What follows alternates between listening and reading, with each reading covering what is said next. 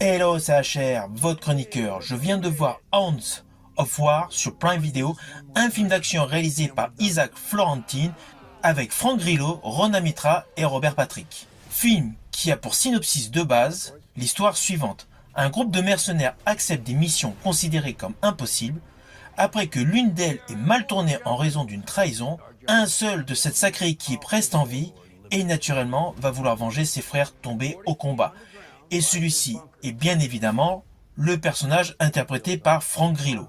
Alors on va pas se mentir, ce n'est pas le meilleur film d'action avec Frank Grillo. La mise en scène est plutôt digne d'un grand téléfilm et les scènes d'action sont à la fois prévisibles et pas forcément tonitruantes.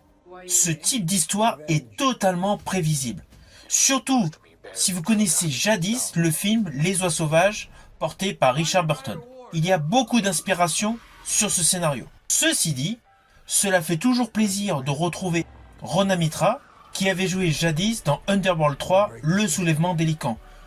À ses côtés, nous retrouvons Robert Patrick, l'incontournable T-1000 dans Terminator 2 de James Cameron, et que vous avez pu voir dans de nombreux films d'action et téléfilms.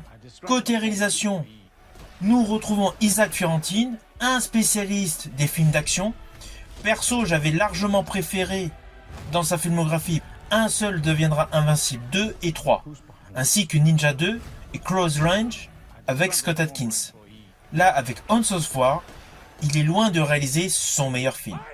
Alors sur le fond, cela reste un film à voir pour se détendre, mais sans plus. Ne cherchez pas un bon film à la Expendable ou autre Delta Force, qui s'inscrit directement dans la lignée de celui-ci. Celui-ci est davantage un film de série B. De ce fait, je ne vais pas du tout vous le conseiller.